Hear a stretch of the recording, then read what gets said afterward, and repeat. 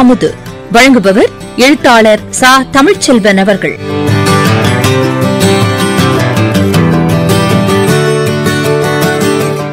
பெண் விடுதலை குறித்து பாரதியுடைய ஏராளமான பாடல்கள் இருக்கு. புதுமை பெண் அப்படிங்கிற கவிதையில அவர் சொல்றாரு, விலகி வீட்டிலோர் பொந்தில் வளர்வதை வீரப் பெண்கள் விரைவில் ஒழிப்பராம். விலகி வீட்டில் ஓர் பொந்தில் நம்முடைய பெண்கள் எப்படி வாழ்ந்து கொண்டிருக்கிறார்கள் அப்படிங்கிறத பற்றியான ஒரு அற்புதமான பதிவு. இந்த விலகி வீட்டிலோர் பொந்தில், இந்த பொந்து எது? அவர்கள் வீட்டில் வாழ்வதாக சொல்லவில்லை பாரதி.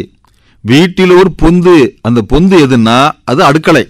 பெண்கள் வாழும் இடம் அடுக்களை. அவர்கள் ஏன் அந்த பொந்தில் வாழ்கிறார்கள்? அந்த பொந்தில் என்னெல்லாம் இருக்கு, அந்த பொந்தில் என்னவெல்லாம் இல்லை என்றெல்லாம் நாம் மேலும் மேலும் விரித்து இதில் யோசிக்க வேண்டிய அவசியம் இருக்கிறது. இன்றைக்கு உடலியல் ரீதியாக பௌதிக ரீதியாக பெண்கள் வெளியெல்லாம் வராங்க. ஆனால் பெண்களுடைய மனம் இன்னும் அந்த பொந்தில் தான் இருக்கிறது என்பதை நாம் மறந்துவிடக்கூடாது. கவிஞர் கந்தர்வனுடைய ஒரு அருமையான கவிதை ஒன்று இருக்கு. நம்முடைய பள்ளிக்கூடங்களில் நம்ம கணக்கு பாடம் நடத்தும் பொழுது ஆசிரியர்கள் நமக்கு ஒரு கணக்கு போடுவாங்க. ஒரு புல்வெளியிலே நடுவில் ஒரு முளை அடுக்கி அதில் ஒரு கயிறு கட்டி அதில் ஒரு மாடு கட்டியிருக்காங்க. அந்த மாடு புல் மேயும் போது சுற்றி சுற்றி மேயுது. அந்த வட்டத்தினுடைய விட்டம் எவ்வளவு, ஆரம் எவ்வளவுனா கணக்கு போடுவாங்க.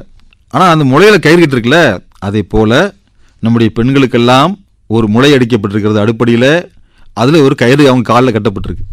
அந்த கயிறு கண்ணுக்கு தெரியுது, மாடுக்கு கட்டினது. பெண்களுக்கு கட்டப்பட்ட கயிறு நமக்கு தெரியல. அந்த பொந்துக்குள்ளே அடித்த ஆணியிலிருந்து அந்த கயிறு வாசலில் கோலம் போடும்போது அது வாசல் வரைக்கும் அந்த கயிறு நீளும். காய்கறிக்காரங்க வரும்பொழுது தெரு வரைக்கும் நீளும். யாராவது அந்நிய ஆண்கள் வந்துட்டாங்கன்னா அந்த கயிறு டக்குன்னு இழுத்துக்கிடும். அவங்க இல்லை என்று கதை பூட்டிடும். இன்றைக்கு அந்த கயிற்றினுடைய நீளம் அதிகரிப்பதற்குத்தான் தொடர்ந்து பெண்கள் போராடி கொண்டே இருக்கிறார்கள். இன்றைக்கு அந்த கயிறு பள்ளிக்கூடம் வரை அனுமதிக்கிறது, கோயில்கள் வரை அனுமதிக்கிறது. கொஞ்சம் நிறைய படிச்சுட்டா அது அமெரிக்கா வரைக்கும் அந்த கயிறு நீளுது.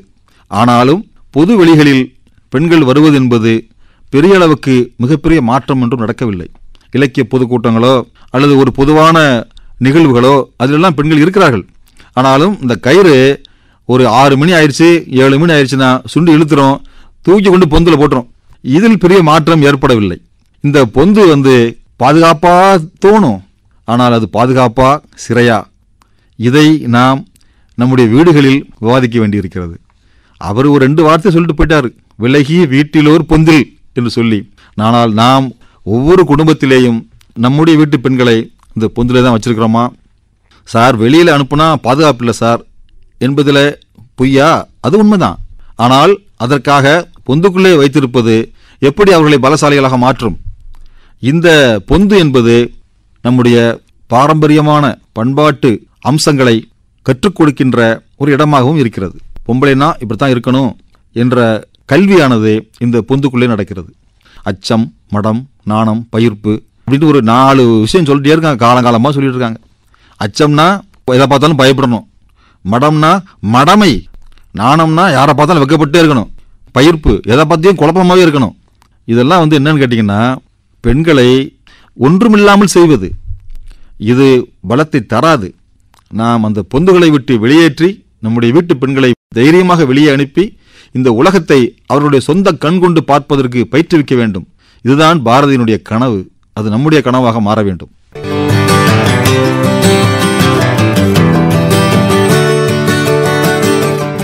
இன்சொல் அமுது வழங்கியவர் எழுத்தாளர் சா. தமிழ்ச்செல்வன் அவர்கள்.